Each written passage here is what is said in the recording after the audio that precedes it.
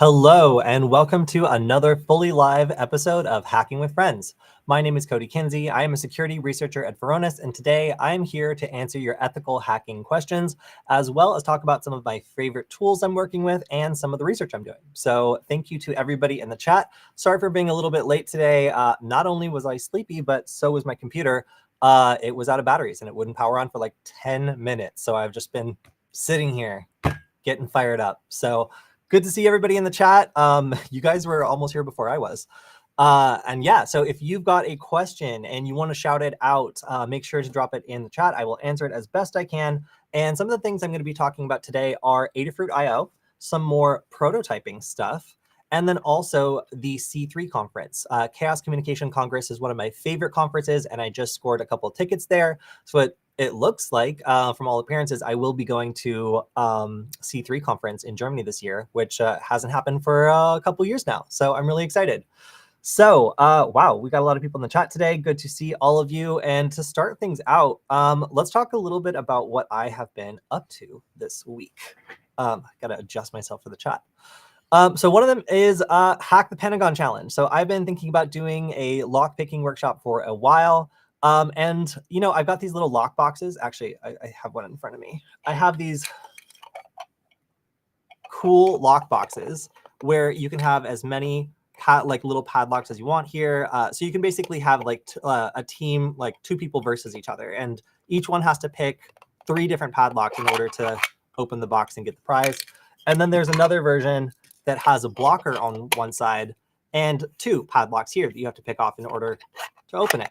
So this is all really cool. I really love these like 3D printed projects. And as I've been looking to do more stuff like at the Missoula Makerspace and some of the other venues that I do classes at, like Null Space Labs, I've been looking for things like this. So there we go. So after going through and making a couple of these lock boxes, I realized that these are kind of too easy for people that are like really advanced. So if we get a couple people who come to the workshop, they've already picked locks before, then this just isn't going to cut it. So I decided to do the Hack the Pentagon Challenge, which, you know, is just hard. There's just a lot of locks on this thing. So my friend was attempting this challenge, I think the last night or the night before, and it is tricky. It is really hard. A lot of people also ask where I source the padlocks for this particular challenge, and love lock bridges. They constantly have to cut locks off of love lock bridges anyway, and it's kind of like picking up litter. So if you ever want to have a lock sport meetup impromptu, love lock bridges, that's where it's at. All right, so here is a question from our audience. What is the power draw on your Wi-Fi sniffing project, the ESP8266? The power draw on the chip plus components. All right, so this is a nuanced question, and I'm glad you asked because I have been working on this this week, actually. So this project sitting right here is a 3D printed weather station, and this weather station is powered by the microcontroller that our commenter, Alec, mentions. This is an ESP8266. So I really want to get this to be able to last for a long time. And this design, which I'm very proud of, I'm actually using one of the batteries from the DEF CON badges that we made this year, the Nugget Quest. This beefy little battery lasted for 10 days, reporting back weather over Wi-Fi to Adafruit.io. Now, I've kind of tricked this one out a little bit. Like I decided to follow the details on the Thingiverse very, very closely because this has like a special D1 Mini, or let me back up. So the ESP8266 is an awesome development board for awesome microcontroller for projects like this, but it needs to be put into a development board most times to be useful and give you all the inputs and outputs you need to finish a project like this. So I'm using a D1 Mini, which is one of my favorite form factors for the ESP8266. And this one in particular is a D1 Mini Pro. Now, the D1 Mini Pro has a couple interesting features, and one of them is the ability to add external antennas. So if I want to get in there and do some nerdy stuff, I can actually resolder a 0 ohm resistor so that the antenna switches from the internal built-in antenna to the external antenna jack, and then I can add pretty much whatever I want. If I was really putting this in a remote area, I could even add like a directional antenna so it gets really exceptional range. But yeah, so that's kind of how I set this up. And one of the design goals was power. Like, how do I make this last as long as possible? So one thing was obviously editing the duration and making sure that this is only reporting in every so often. So I went from every 30 seconds to every 5 minutes or so. And that is what allowed it to last for such a long time.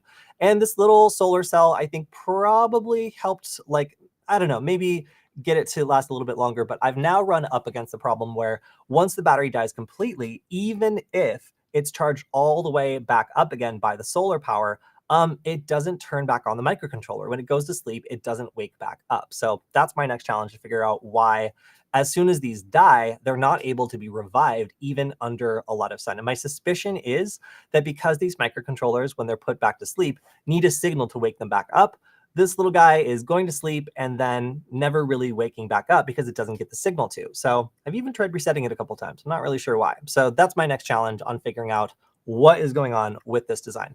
As for your question, I have been doing a number of different things to cut down the amount of power that's drawn when doing anything but Wi-Fi sniffing. So when we're talking about doing a Wi-Fi scan or using the Wi-Fi radio, the power that's being drawn from the device is going to be as high as it ever is. It takes a lot of power to connect to Wi-Fi, and maintaining that connection is also very energy expensive. So if you're doing a project like Wi-Fi sniffing, you're going to need to have a balance between like deep sleeping and allowing it to last for a long time without drawing much current, and then being powered on and doing the scanning stuff that you want to do. You can really make these last for a long time, but running a scan continuously is going to consume a lot of power. So, well, let me back up. So scanning passively, just listening on the Wi-Fi radio, is going to consume less power than actively transmitting. So there's a lot of different factors here that can influence how much this draws. I can't give you like a straightforward answer, but I can give you some graphs, which let me pull up right here. So I have been using Adafruit IO to log all sorts of things, and one of them is voltage. So between these, I have a battery dual that I'm going to show off. Let me find the dashboard. And the point of this was to show how these devices discharge according to a couple little things that you can change. Where is it? Where is it? Dashboard. Okay. So here I have my battery dual, nothing on it. Solar versus LiPo. Okay, cool. Let me turn this back on. So this is a measure of the voltage from a little discarded vape battery. I have one right here, and the total amount of power in this is 280 milliamp hours. So it's really a pretty small battery. It's just enough to run a vape like once.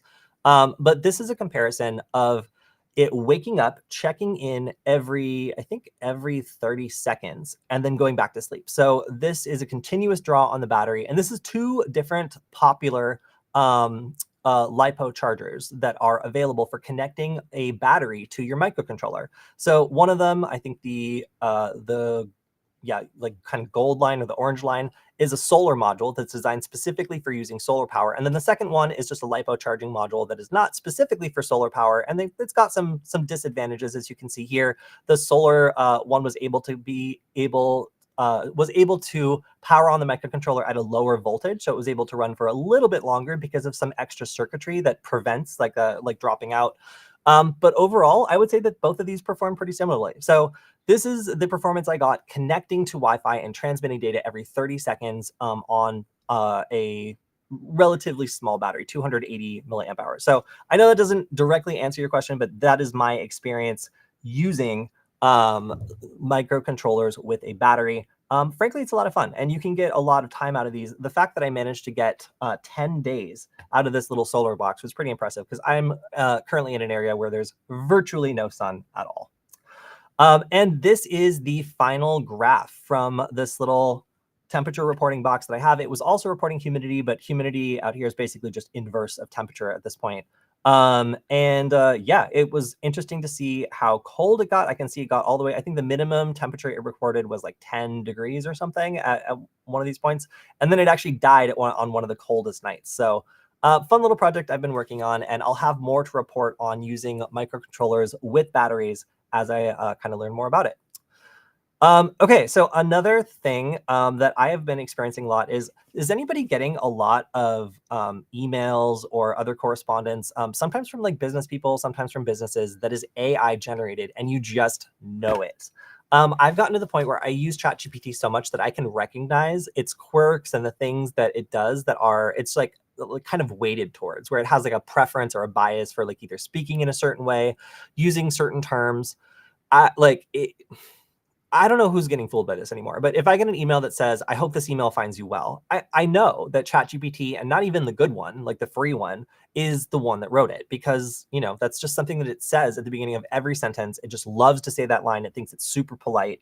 And yeah, to me, it's a big red flag that I am now getting an AI piece of content.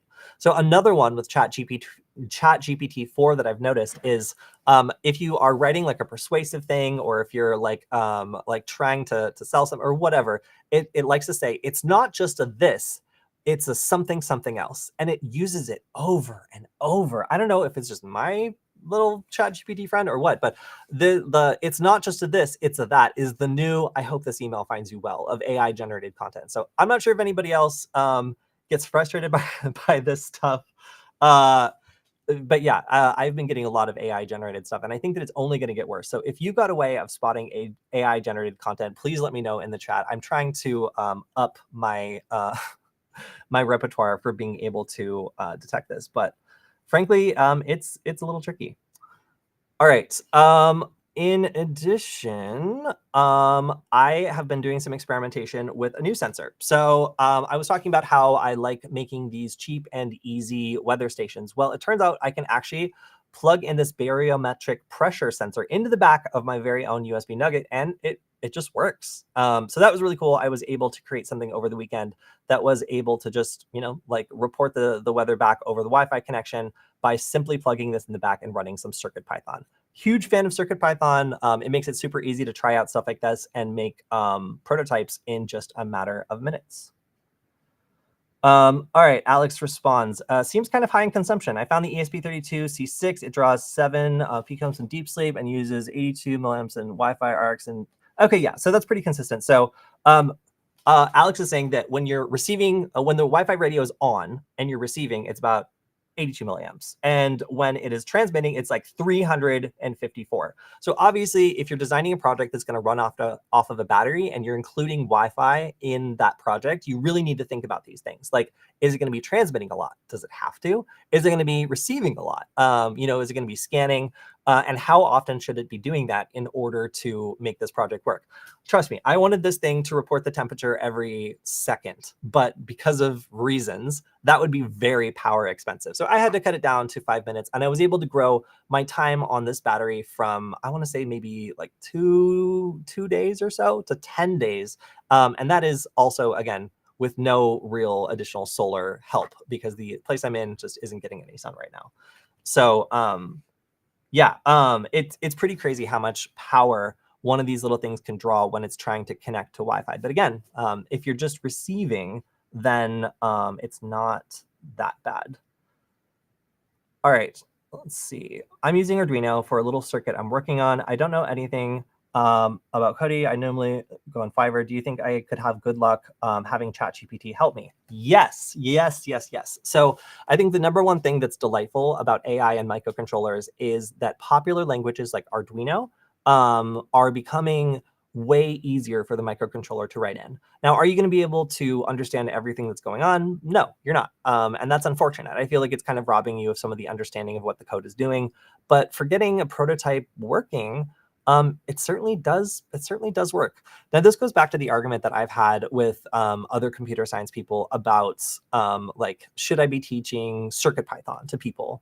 They're like, listen, like, this isn't really making people into programmers. It's just like, it's showing them how things kind of fit together, and it's letting them build stuff, and that's good, I guess. But it's not really teaching them the fundamentals of programming, and it's kind of giving them a false sense of confidence for like what they're able to do. So I worry that some of this like AI code assistance kind of like does the same thing, where I like feel like a better programmer now, because I know if I mess something up, I can go make it, you know, ChatGPT 4's problem. And it's pretty good at debugging this stuff. Now I want to like, I'm a pretty heavy AI user at this point, where on a daily basis, I'm using some sort of AI product. And pipeline for like making these sorts of things useful, like the series of tasks I put together to get it to work, is really important. So let me give you an example. If I am working on a microcontroller project and I'm like, hey, ChatGPT, write me Arduino code to, connect this thing to this other thing and then to Wi-Fi. Go. It's going to do a bad job, and it's going to take 5, 6, 7, 8 iterations of it giving me code, me trying to compile it, it not working, and me giving it the error message, and back and forth and back and forth. That's like baby AI stuff. That's like what I was doing when it first came out. Now I'm smarter.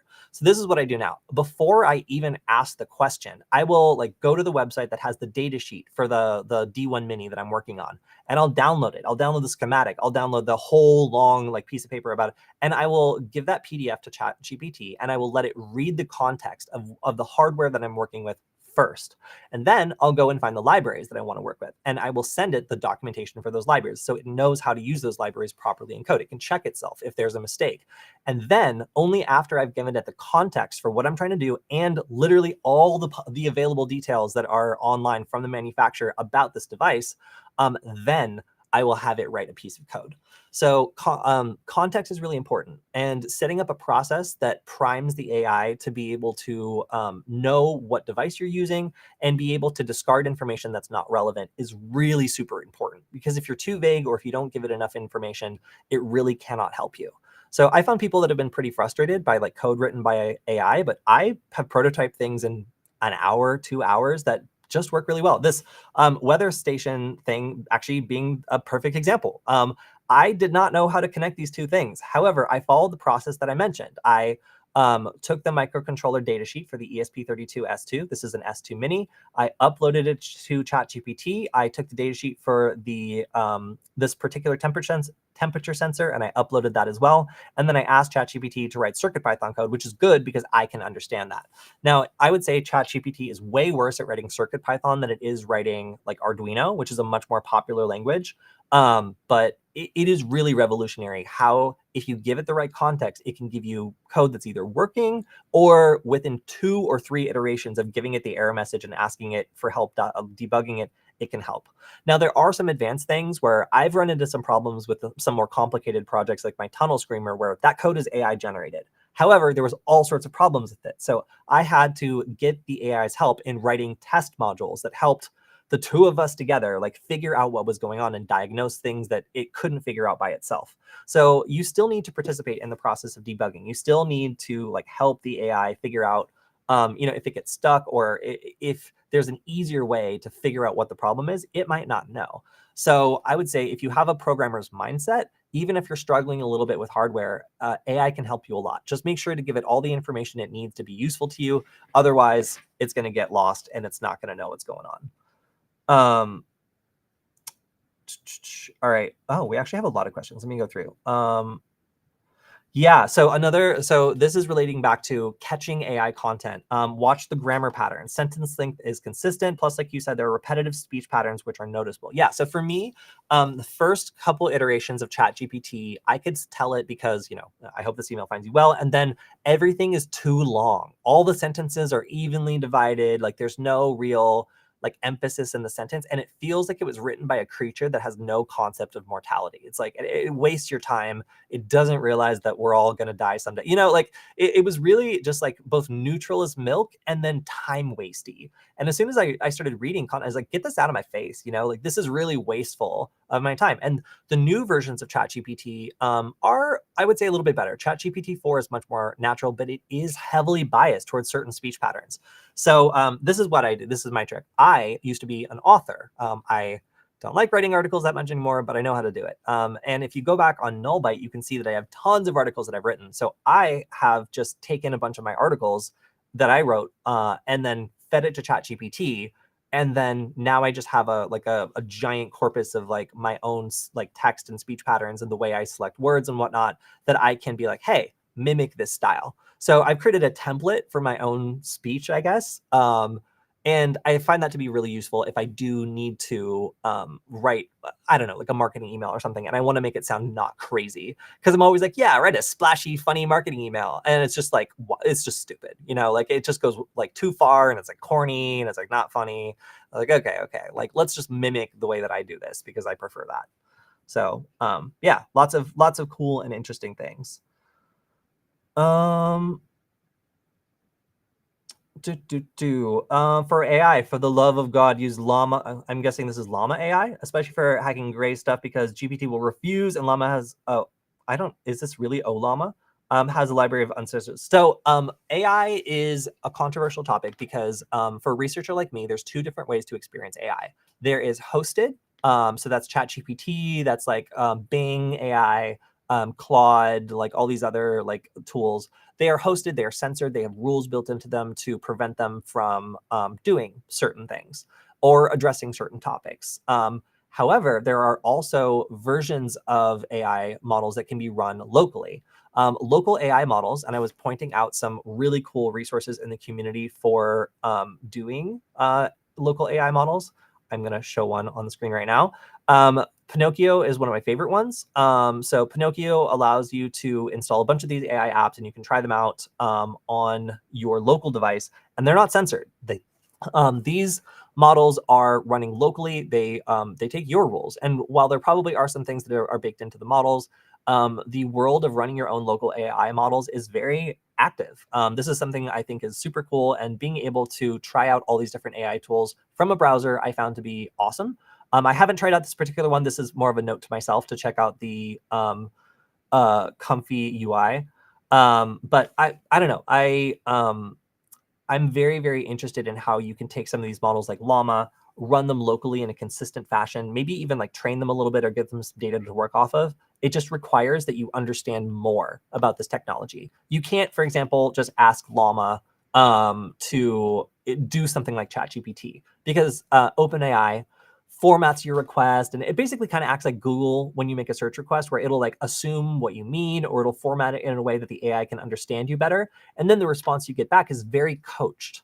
When you're dealing with Llama, it's not coached at all. I've got some videos on it. It's something where you really have to tell it exactly what you want, and tell it the context of the request as well, because it's not set up to be your assistant quite yet.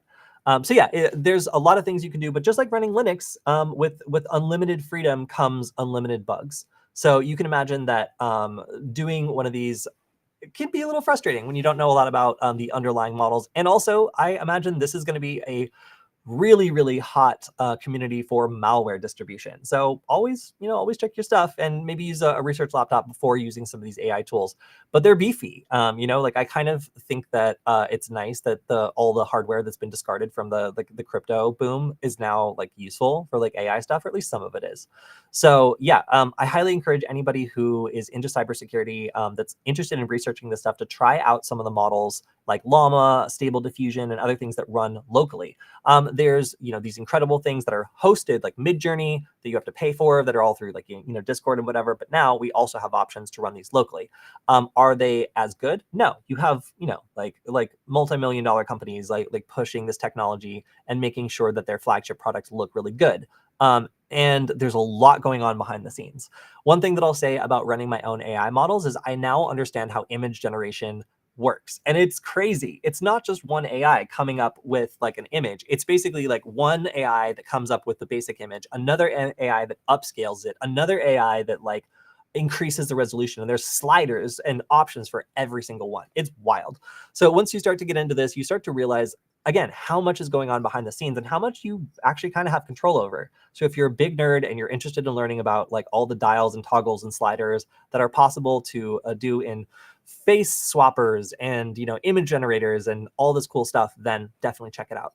I've also seen a lot of things for like art assets and things like that, where if you were to, I don't know, like for me, I do a lot of OSINT, and at my current job, they don't really like it if I do OSINT on real businesses. Like if I'm doing an OSINT investigation and it's on like a real business, and that person gets upset or that business gets upset, then that could create a problem. So sometimes I have to create like fake brands, for example, and that could be really time consuming. But if I'm popping up like a fake brand so I can then do an OSINT class and have people find it, I want to have it look decent. I want to have it look realistic. So some of these AI tools, like they can make the fake logo and the fake website and the fake text. It means that for setting up like a decoy or something that's like for my students to find or poke around at, that's not going to get anybody in trouble, like it's pretty cool, honestly. Like as a creator, like it gives me a lot of options that previously I didn't have. Will ChatGPT remember things you talked about like a week ago, or do you have to remind it? One of the biggest things is saving checkpoints or saving these context moments where it already knows all this stuff. So I have a couple conversations with ChatGPT where I've given it numerous like specs, and we've written code together. And basically, that version of ChatGPT, that conversation I have with it, knows the documents I uploaded earlier. It knows our previous debugging sessions. So provided I keep a conversation siloed so that like each conversation has all the context it needs, and I can come back later and ask it follow-up questions, like you better believe I'm going to go back and talk to the version of ChatGPT that helped me write this and find out why it's not powering back up when the voltage goes back up from the solar power. So yes, ChatGPT can absolutely remember what you talked about, and you can go back weeks and weeks later, access an old conversation, and use that context to get through something that you might have forgotten about. Another use I would say for it is there's so many. Honestly, there's just a lot. But this is what I'll say. It is so easy, you guys, to commit secrets to ChatGPT. API keys, Wi-Fi credentials. Like as somebody that's writing and debugging code, I have to censor my stuff constantly, and I'm doing it on principle because I feel like most people are just giving up and just putting everything into the machine. But OpenAI is watching. They're standing right behind it, and they can see everything that you're putting into it. And they even tell you not to put sensitive stuff in there. But this is so useful that I'm doing things like this. I went to Goodwill a couple days ago, and I found somebody just went wild, like getting rid of routers. There's just routers everywhere. And some of these routers are really nice, but at just looking at a Netgear router, I can't tell if it's a really nice one or if it's a mid one. So I just flipped each one over so the label is visible, took a picture of all of them together, and uploaded that picture to ChatGPT and asked it to go on the internet, find the manual for each one of these routers, and then rank them by speed. And it did it. And one of those routers was like a $280 router, whereas the other router was like a $30 router from 2005. So these tasks that it can do are really useful, and it's tempting to just throw stuff in there constantly. Like I'll give another example. One of my friends was struggling to understand some of his insurance options, and the new voice interface for ChatGPT was able to go and download the plan information for all of these different plans, and then in natural language, answer how much he would have to pay out of pocket for each one of these scenarios he was worried about. That's pretty cool. I know they have like insurance brokers and stuff, but the person they spoke to wasn't patient enough. They had to get off the phone, they had to go. The AI was able to sit with them and answer questions for as long as they needed. But is it a good idea to be putting your health insurance information into AI? That's really the question we have to ask, because now that ChatGPT, or rather OpenAI, knows all this information about you, what if they have a profitable side business selling it? Who knows? I haven't really dug into the privacy policy, but I feel like we need to be careful here, because these AI tools are so useful, and I've been using them for so many just like organizational or research tasks, that putting secrets into them and getting your OpenAI account potentially breached and having someone go through it and extract those secrets, I'm not kidding you guys. Like we're going to see that, if not months, weeks. I think that is going to be a big topic for next year, is people's OpenAI accounts getting breached and that data being really embarrassing, or potentially enabling another breach, like API keys or something that allow you into a production system when someone's doing debugging. Lots of people are using AI code. One of my friends was working at a pretty big company, and they were just like, please use AI, please go faster. Just note in your code if you used AI, and it's fine.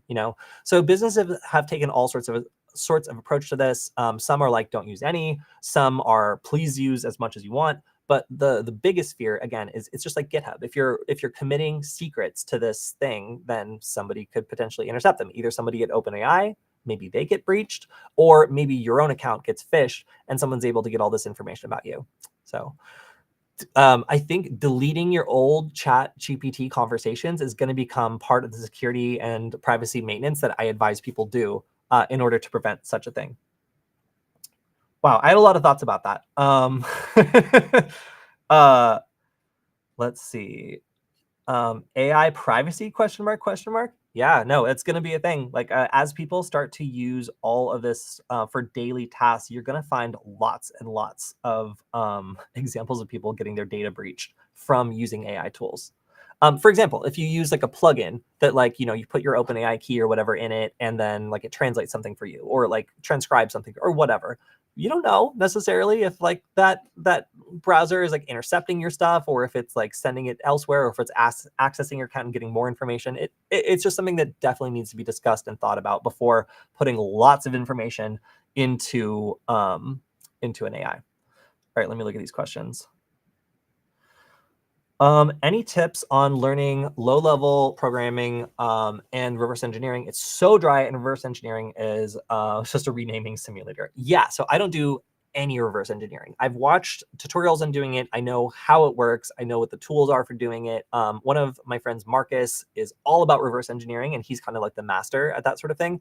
But yeah, it really is just knowing how like programs work, and then trying to like look at all these like unnamed things and figure out what they're doing. You really have to have a fascination with it, I think, in order to do it, and also maybe a talent for understanding those sorts of things.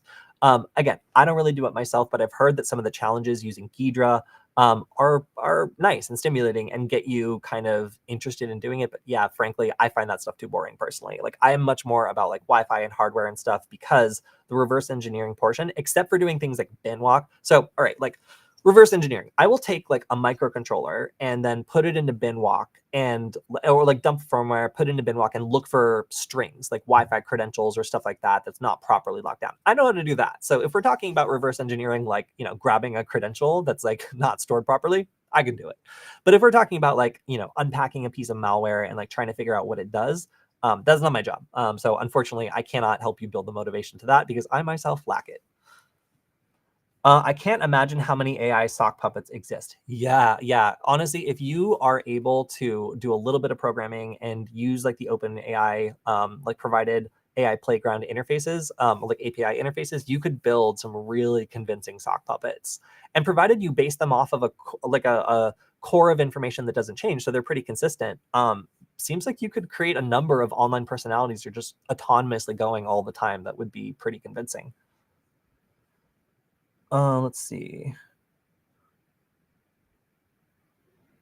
Let's see. I would like it if there was some human help me figure out how, but as there's no one, having ChatGPT is quite helpful.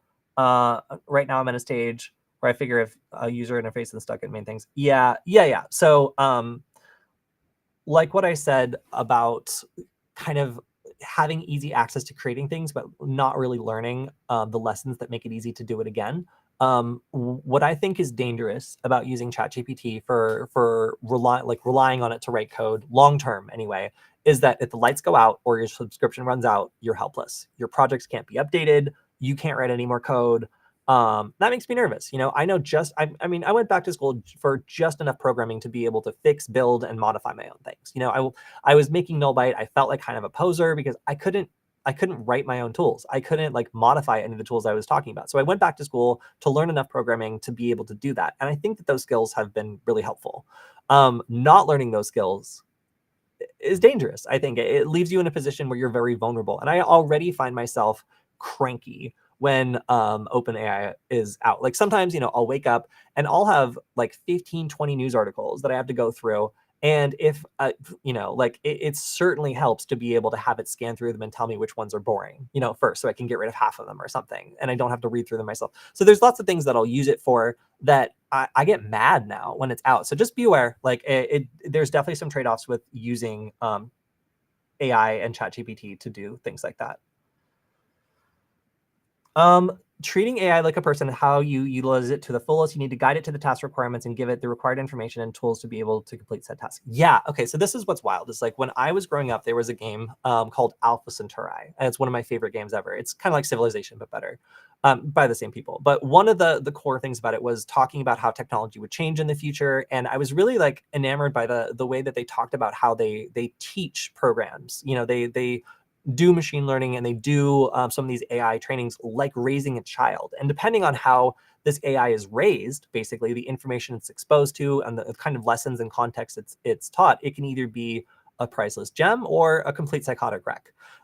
So that's kind of the phase that we're at, honestly, is we're getting to the point where treating these things more like a person than a piece of code sometimes yields better results, because these are based on human understanding and they've absorbed a lot of the patterns that we ourselves use to understand the world. So very, very weird. It's a strange time to be interacting with technology. I will also say that in the cyber camp that I did in Montana, we had kids who competed in an AI competition where they were supposed to get the password from the AI by tricking it. And I will say these kids were super creative. They blew right through it. They managed to get every password and they did a really good job. But some of the people made friends with the AI.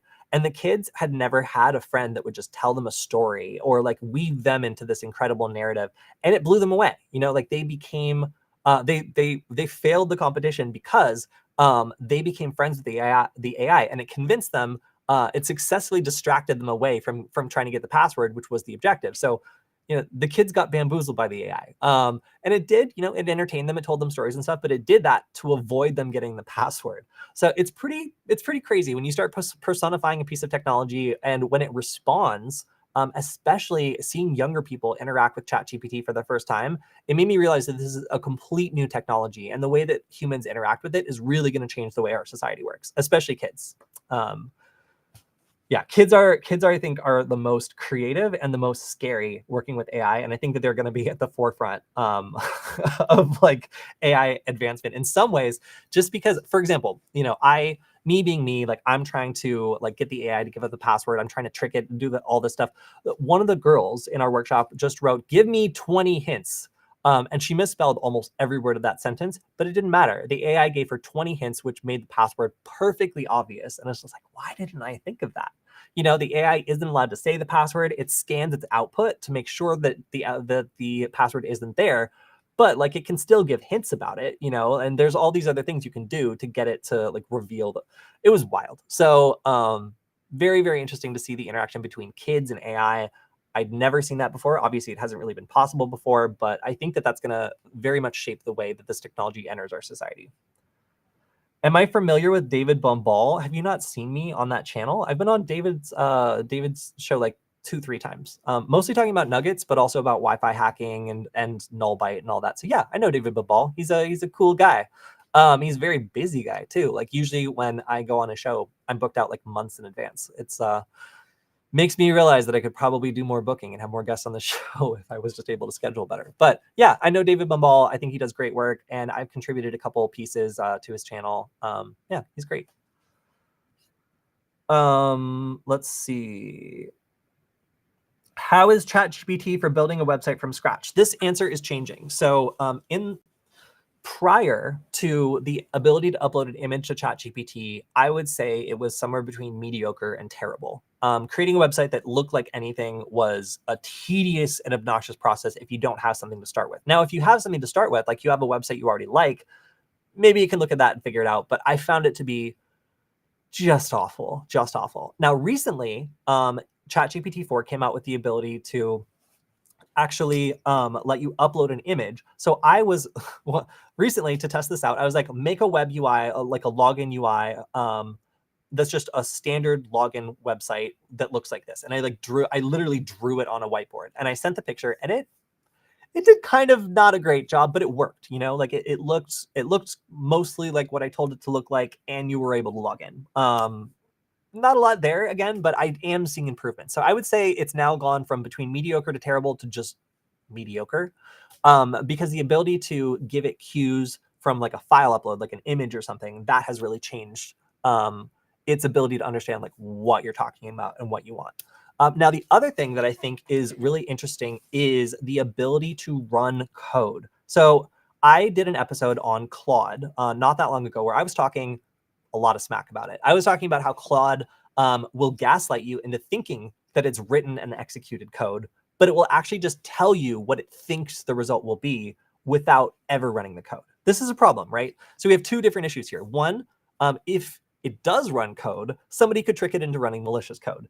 And the other is if it doesn't run code, then you're not going to get accurate results. And when someone asks for like an analysis of something, it's going to say all the steps it would go through if it was allowed to run code, but it won't do any of them. So that is the conundrum that AI was in until very recently. Let me see if I can pull this up. So what has changed, and I've noticed this recently just working with ChatGPT 4, is that it seems like it is now able to actually do commands, like Python code. So let me see if I can do this. Please don't look at my ChatGPT history. It's private. All right, here we go. So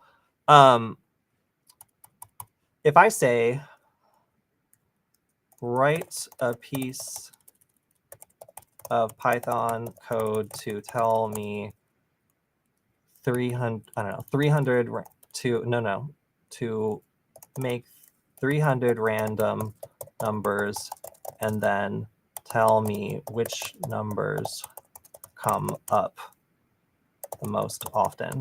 Like, this is a nonsense task, but previously it wouldn't have been able to do this. It would have just kind of flailed between 1 and 300, whatever, 1 and 20.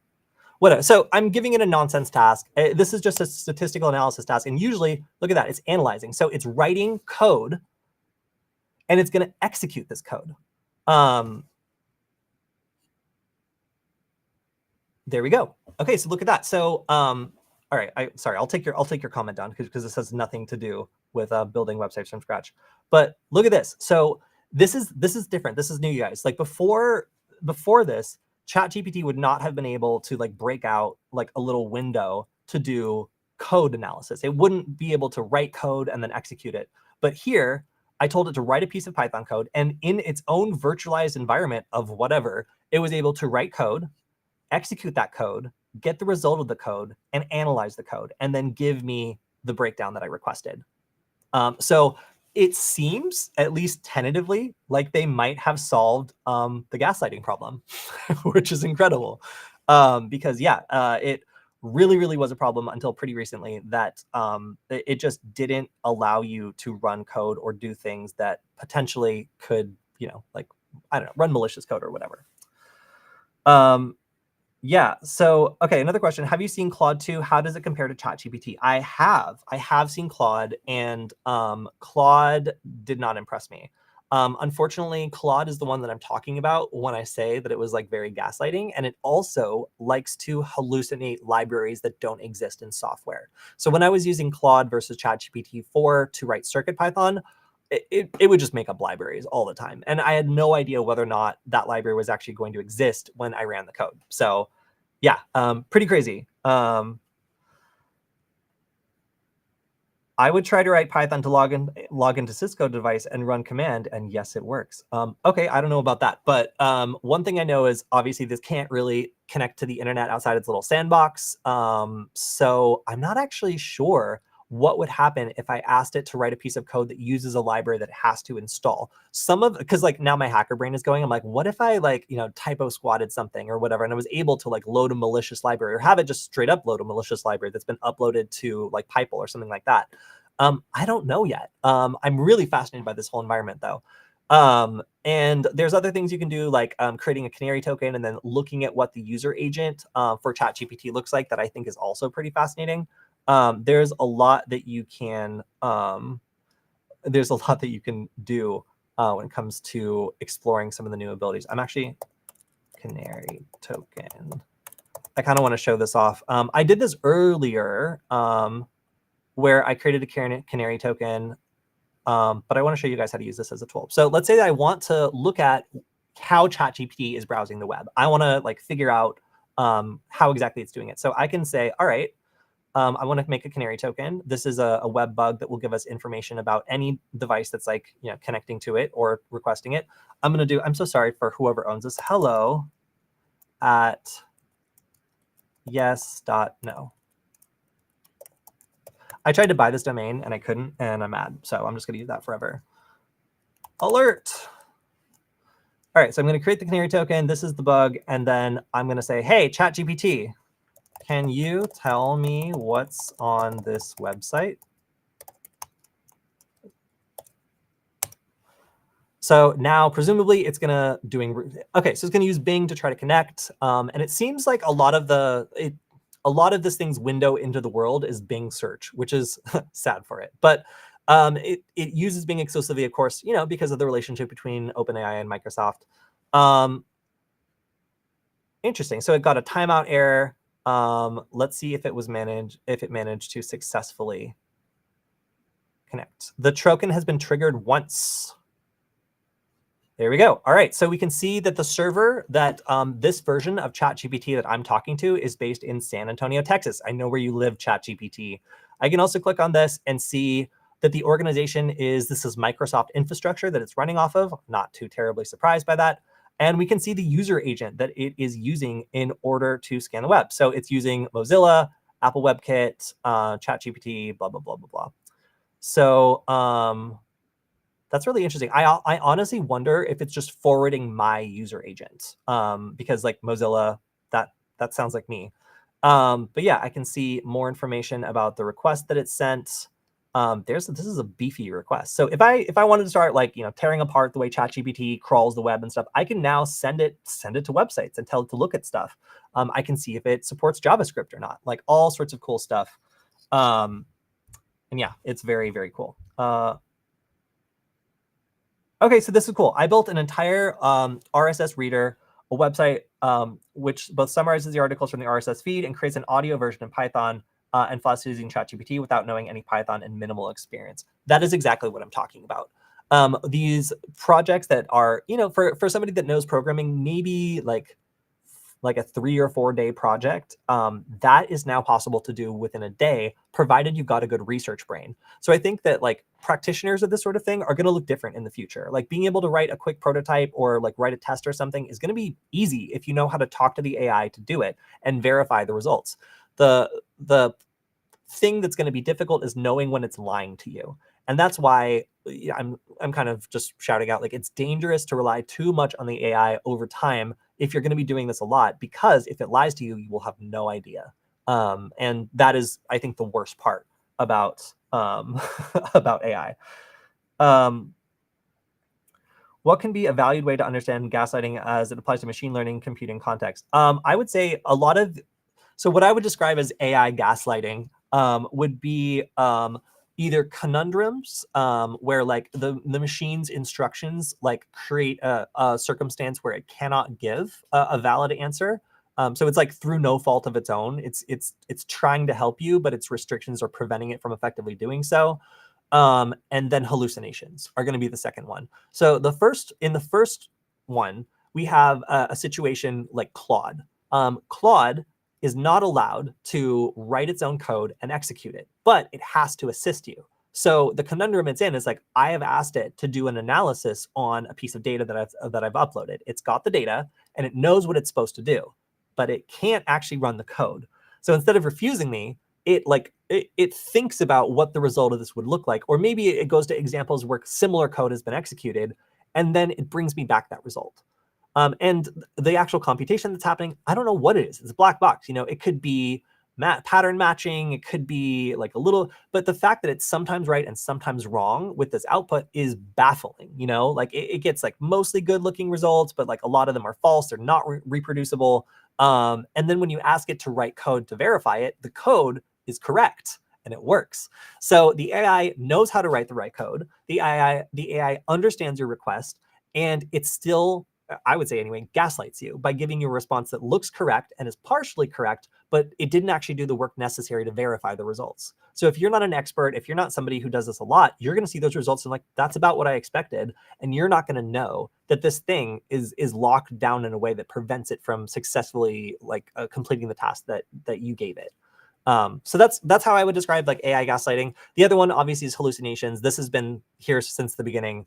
And this can either be a bad piece of data, a bad association, or some sort of bias that leads the AI to insist that something is not true is in fact true. And that's what leads to like libraries that don't exist being added to your sample code or things like that. Why is Bard so bad? It's lying all the time. I'm sorry, you guys. One of my closest friends works at Google, but I hate Bard. It is the worst. I've heard that its code writing ability has gotten better, so I went and tried it again, and it was not good. It was not good. So we'll see what happens. A lot of these tools are all kind of leveling up around each other. And I will say the danger of AI is exceptionally real. Like these are systems that are scaling very, very quickly, and they have a lot of capabilities that some people are hyping them up, and some people don't fully understand what they're capable of yet. The ability to scan the internet, write code, analyze that code, and like come back with accurate results. That is, to me anyway, as a researcher, very, very groundbreaking. And the fact that I can do consumer research or OSINT research now by having it go to websites, analyze what it sees. The ability to successfully browse websites has gone up dramatically. Before, I found that it wasn't able to browse a lot of websites, and that would limit its research. But again, the router example, you take a picture of 6 routers you see at Goodwill, and you ask it to look up the information and rank them by performance. Like that took 60 seconds. That's incredible. So there's really a lot here for people. It's just probably not going to be found at Bard. Unfortunately, OpenAI does have a significant advantage here in terms of like what types of data the AI can easily accept. That's like PDFs, images. I've even scrawled, notes, handwritten notes. And one of the things I did recently was for one of the episodes I did for the Radio channel, I hand wrote my notes on a whiteboard. I took a picture. I had it organize those notes. It was able to read my terrible handwriting for the most part, and then write a script for the episode based on it. And of course, I had to modify the script, but it was written for me, and I could tweak the words and like the make sure the structure is good. But I was just nitpicking. The actual process of producing something became so much shorter. So I'm enamored with it, but I also acknowledge there are a lot of problems. All right, here's an obvious question based on this line of thinking. What do you think is the future that awaits us in terms of artificial intelligence, Skynet or not? It really depends. And this is kind of a pessimistic view, I think, but like autonomous lethal weapons are in the future. They are something that it seems like people are not as afraid of as I would hope they would be. Like, we've all seen the Terminator movies. Like, we know how this ends, but for whatever reason, like putting intelligence into weapons so that they can kill autonomously is something that we are racing towards. And a lot of these advancements, while it's cool for all the commercial purposes, like I worry that the battlefield of even 20 years from now is going to be horrifying as a direct result of a lot of these innovations that we're seeing now. Do I think that AI is going to seize control and take over the planet? I hope not. And I don't think so. But I think like a virus doesn't need to be very smart to be very, very disruptive. And, like creating a system that's smart enough to propagate itself and has a couple basic goals, it doesn't need to rival humanity in intelligence to cause a lot of damage. That's how I feel anyway. So I think the whole board shakeup with OpenAI and that big dispute, like that worried me as a researcher, because I do see the trends towards some very dangerous things happening with AI. And again, like it's something where it could go either way. If we create good rules around like lethal autonomous AI, if we stave off like fully pushing into these areas where really horrific things exist, I think we can use AI to benefit humanity as a whole. But it's becoming, as I said, really easy to download an AI model and run it locally on your computer. These days of censorship and ChatGPT, like being controlled by OpenAI and having all these things it can't do, we'll see how long that lasts. Like there's obviously a market for alternative AIs, and hackers are already marketing like evil versions of like Llama that make it possible to write phishing emails and do all sorts of other nefarious things. So you're going to see AI tooling exist for attackers, I think, for the first time ever. And that's because, like, if you had a background in AI, there was no reason to go into crime because it just wasn't profitable. Like you have so many job opportunities that working for like a ransomware gang or something like isn't really going to be your highest priority. But I think that that's going to change. And yeah, I think the other thing is, and I've already started to experience this, I was listening to a great hacker named Miko who was talking about what he thought was going to happen in the future with AI and all this stuff. And one thing that struck me is he talked about how our society has become dependent on electricity, where if the power goes off, like people could die. It's just a fact. Now, we rely on it so much for everything that it's woven into the fabric of our society and is necessary for us to function the way that we do to maintain our society. His thought was the biggest change that's coming is data. As things become smart at the edge, as devices become smart and able to do things like this, then having a data connection is going to become as important as electricity. Where right now, if the internet went down, like it would be bad. People would lose money. Maybe some people would die, but it wouldn't shut down our society completely. In a relatively short period of time, his thoughts were that the advancements in AI and connectivity are going to make it so that data is just as important as electricity, and our society won't be able to function without it. So interesting to think about what the currency of the future is going to be and what kinds of things are going to be essential for getting things done. Okay, wow, we had so many great questions today. All right, here's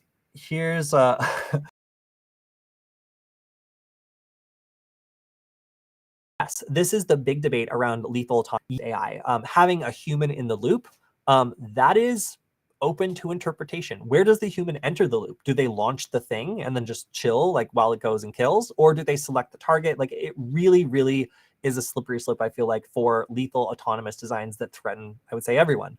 So if you're looking for a Skynet style scenario, I think that lethal autonomous AI is one of the things to check off on your bingo card of doomsday technologies being developed.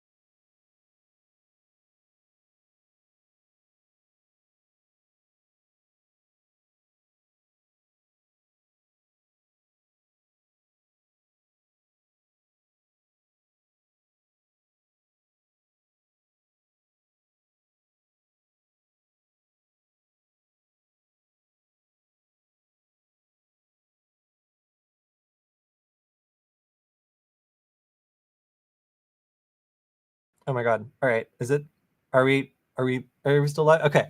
Yeah. So sorry about that. I think I incurred the wrath of AI. So yeah, I have not tried Evil GPT or Worm GPT as I have had no reason, but I am very interested. I think it sounds really cool. All right, so I guess that's just the live telling me that I am over my time by 7 minutes. I figured it was a little bit late. We could go a little bit over, but thank you for all the questions today. Yes, the Matrix has attacked me. I think I need to plug into Ethernet, or maybe those routers I got from Goodwill are infected. Oops. Anyway, it is good to talk to all of you. And if you have any questions I haven't answered, then there's two different places that you can go to talk more. So first, you can leave it on the YouTube channel, and I will go back, read through them, and make sure I answer those questions next time. And then also, I can go ahead and introduce you to our Discord server. So our Discord server previously had the shortener, nugget.lol. But thanks to somebody figuring out that that I hadn't set up sender protection framework and they could just send spam as that domain, it has been taken down or deregistered twice now. So yes, if you want to join, you can check out, I think the easiest way is nugget.dev has the link there directly. But just want to shout that out, as I do, in fact, check that all the time. We have a great community of people that are sharing all sorts of interesting stuff. And I'm going to, let me show it off. So just in our general shot the other day, we have people like building their own like LiPo battery add-ons for their nuggets. We have people that are working on PCB designs and trying to like upgrade stuff. It's really cool. We've seen a lot of innovation in the Discord server, plus also a lot of just really good questions. So if you're looking for a bunch of friendly people who like hardware hacking, software hacking, and other stuff, I've seen some really cool stuff. And we also have some great community projects of people that have been building cool and interesting things, such as my tunnel screamer and also my touch sensing candy bowl. So anyway, good to see everyone. I will be live again on Wednesday. Sorry, it is Wednesday, Friday, for the news stream. So on Friday, hopefully we will have our co-host Killian back, and we will be talking about all the hacker news of the week, as well as some cool hacking tools I found while, doing my research and such. All right, so do you want to help support the stream? Well, the good people at Varonis are the ones that let me do the stream every week, twice a week. And if you like it, you can go to varonis.com/Kody. That's Kody. to let them know you watch the stream, you like the stream, and we should keep doing it. It's a free way you can support the stream, and I very much do appreciate it because I love doing this. It's lots of fun to be able to interact with all of you. And yeah, oh, I didn't even talk about the C3 conference. All right, so on Friday, I will talk more about the C3 conference. This is the used to be annual. It now seems like it hasn't happened since like 2019. But yeah, the C3 conference is going to be happening this year. It's happening next month from the 27th to the 30th. So if you're going, or if you know anyone that's going, let me know. I will be hosting some workshops there, it looked like, and I'm very excited about it. So more details on Friday. Good to see everyone. And yeah, have a good week, everyone.